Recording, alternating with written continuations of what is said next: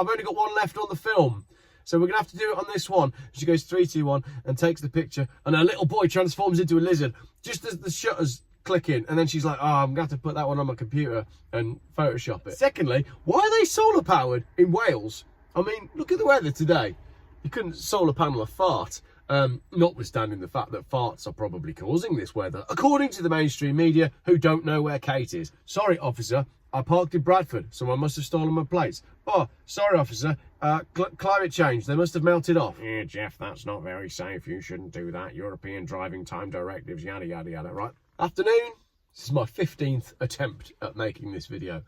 So much stuff that I can say without saying it. Look up at the grey skies, but I might edit in some bloopers from all of my other attempts to make this video. A few things I want to talk about today in this 15th take.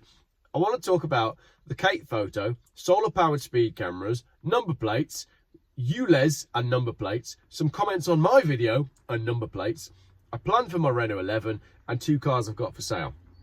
Let's see if I can actually get through this video this time, unlike attempts 1 through 14. Right. First up, I've had a family portrait done yesterday, actually. Here it is. Here's my family, and it's 100% not photoshopped. Here it is. Now, if you really eagle-eyed viewers will probably notice the photoshopping on my family portrait, and that's the problem with what's happened with Kate. Kate is married to Prince William, royal family in Britain. We've still got them. I don't know why, but we have a royal family. Anyway. Kate's been missing. Kate has lost her kite. Kate has been missing for some time. We don't know where she is. She's disappeared out of the public eye. Then she either did or didn't go for an operation. And William was seen at the hospital, and it was all a bit odd.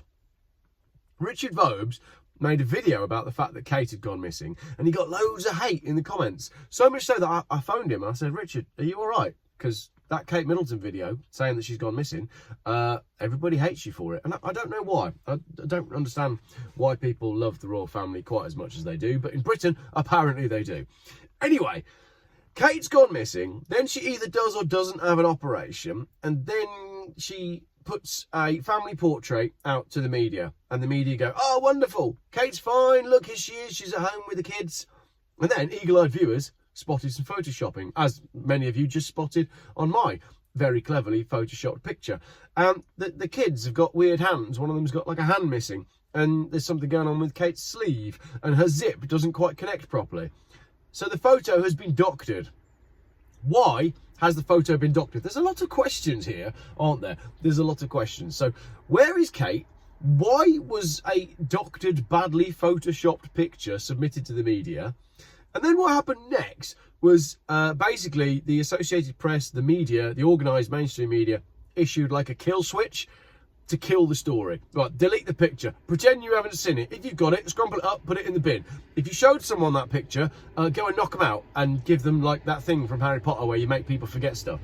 That's what they tried to do. They tried to make the whole world forget a photo that they just put out of a woman who the whole world is concerned about because she's a royal family member.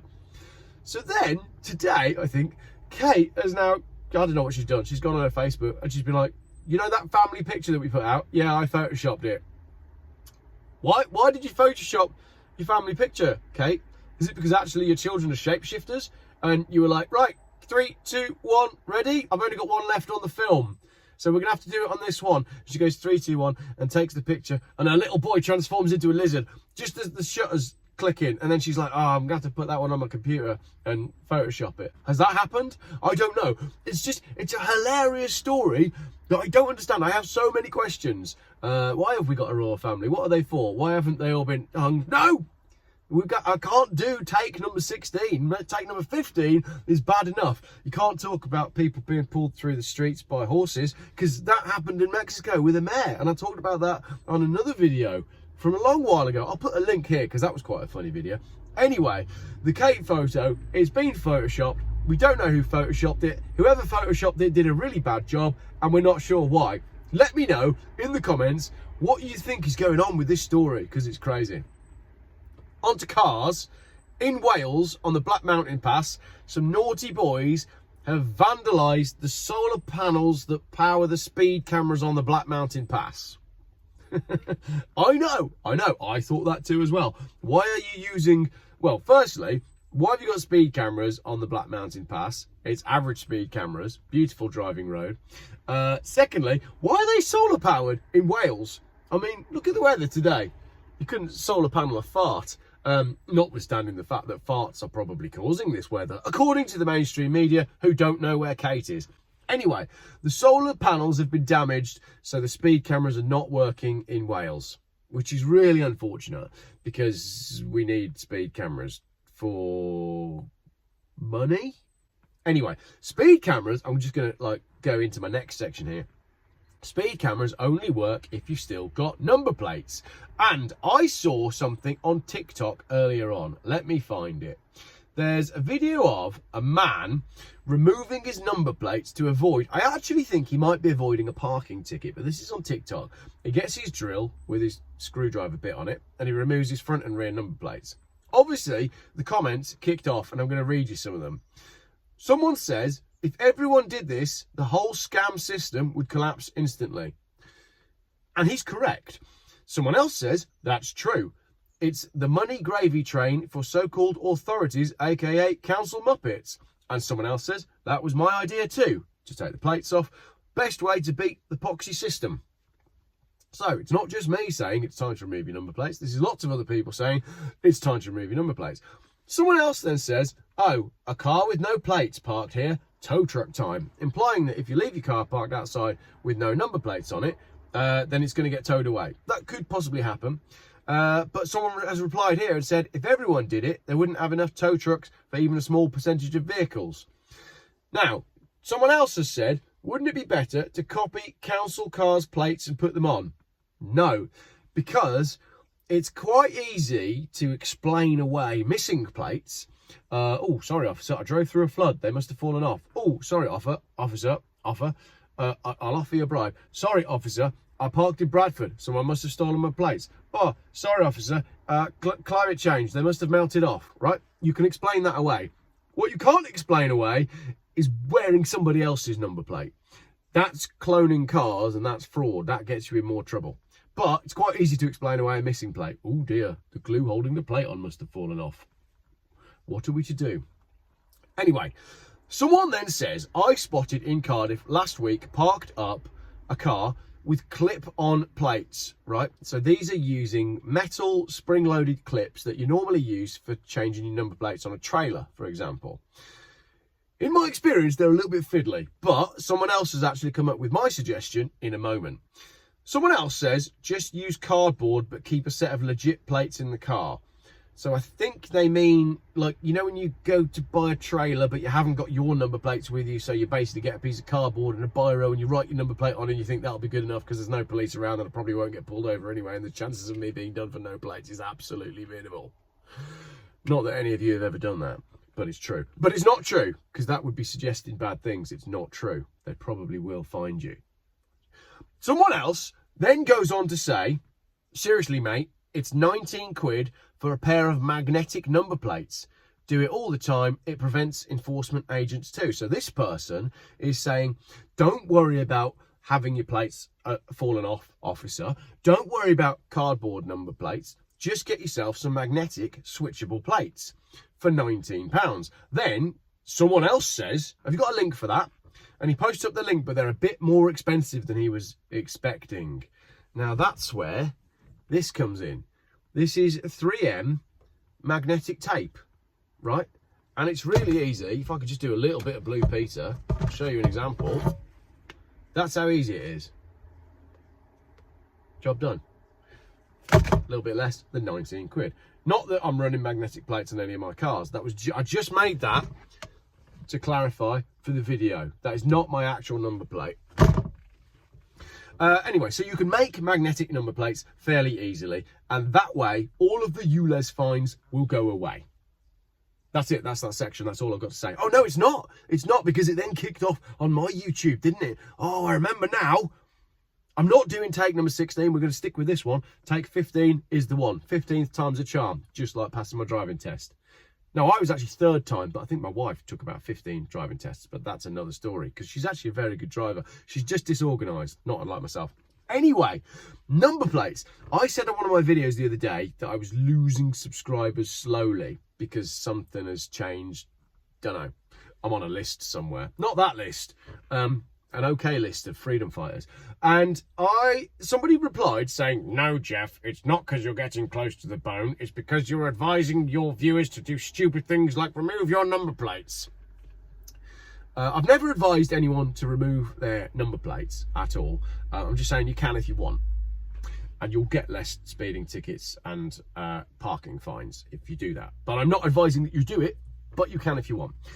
And my comeback to that was, again, this goes into a longer conversation that I had with someone the other day who's working for an organisation who's trying to do some good for drivers, but also picked fault with the fact that I've mentioned, not suggested, removal of number plates, because this person who I was speaking to who's working with this organisation that wants to do some good for drivers is an ex-lawman. Fine, but ex-law people can only see the law. And my argument was, you can't persuade someone to climb out of a box by using the tools that they've got inside the box, because no one would give you the tools inside of the box to get yourself out of the box. You have to use out of the box thinking, i.e., I don't think lawfully we're going to really get any effective change until people start waking up and starting fires. And that's what I've said all along. I'm not really interested in joining in with movements that are going to do like baby steps of doing this, and then eventually at some point we might get to speak to this politician, and eventually that politician might sit down with us. It's not going to work. We need mass action like what the farmers are doing in Europe. It's the only way it's going to work. Well, that was a long and convoluted and slightly rubbish section on number plates, but that is what I've got to say. It's not just me that is starting to come up with the concept that the two rectangles at either end of your car can make all of your problems go away. I'm not suggesting that you do it. I'm just saying that you can. The magnetic tape is from Amazon, I think, and it works pretty well.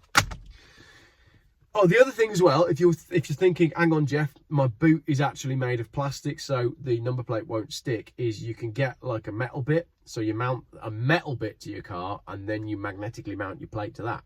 And then you're basically James Bond, but legally. This is such a crap video.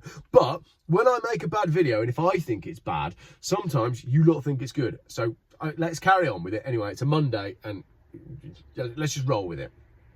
That's that. So we've done the Kate photo, solar powered speed cameras, number plates, ULEZ, and the comments on my video. Speaking of comments, I had a text earlier on from Nathan, Jaguar ipace driver. What did he say? We've been going back and forth a little bit.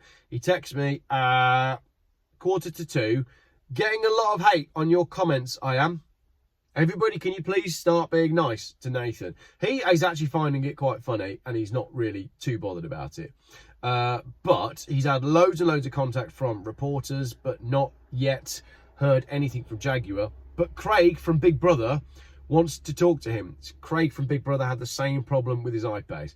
Basically, what's going to happen there is Jaguar are going to pretend it's a not problem, and we'll just wait for the next news story when it happens to someone else.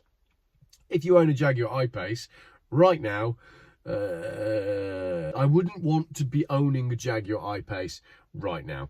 Lastly, my Renault 11 plan, and that sort of brings us neatly back around to where this video started and where the previous 14 attempts at making this video fell apart, which is with the skies. The weather in Britain is exceptionally bad all the time. It's grey, it's cold, it's miserable, and even when we get a little bit of sunshine on an evening and you look out and you think, oh yeah, it's going to be a nice day tomorrow, and then planes start flying over. And the planes start flying over, and then the next morning, it's this thick, weird blanket of perfectly normal grey cloud that's probably not connected in any way to the planes that have been flying over. But anyway, I got to a point yesterday where my wife and I were making some dinner. Actually, it was the zebra. Remember I said about eating zebra? I bought some zebra for a barbecue, and I cooked it yesterday, and to be honest, it wasn't really all it was cracked up to be, because it was a bit tough and it wasn't that fantastic, but it's good to try different things. And speaking of trying different things, I was saying to my wife, I've had enough of being in this country and filming under these skies, and I've got all these cars around me, and really what I want to do is a big road trip.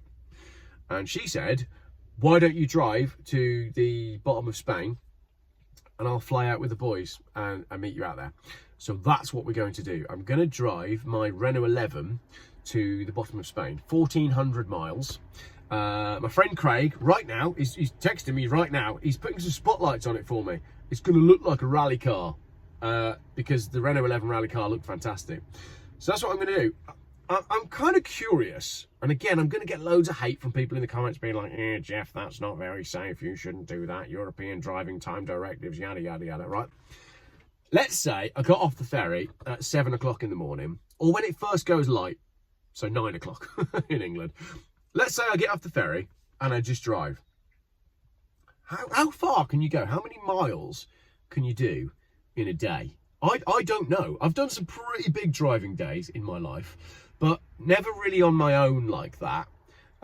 There's usually like family involved, or you're stopping off places. Whereas what I kind of want to do is just see, not speeding, not in terms of like high speed, but how fast can I get there in terms of how much can I drive? I don't know. Can I do 1,000 miles in a day? I've done 500 before, and that's a bit of a push, but I feel like that makes me a wimp. How many miles can Geoff do in a day? So I think that's what we're going to find out. So that's my plan for my Renault 11.